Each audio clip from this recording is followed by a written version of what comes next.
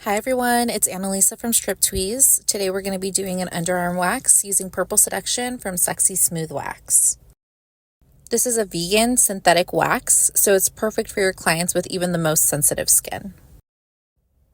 This wax does dry pretty quickly, so I typically only apply one strip at a time, with the exception of Brazilian. Brazilian, I still do apply 2 to 3 strips at one time, but for everywhere else on the body, I just apply one and then I remove it. Now, with that being said, I do feel like this wax performs better in an environment that isn't super cold.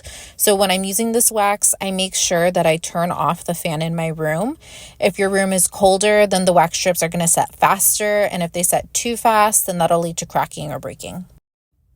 My personal favorite areas of the body to use Purple Seduction are underarms as well as Brazilians.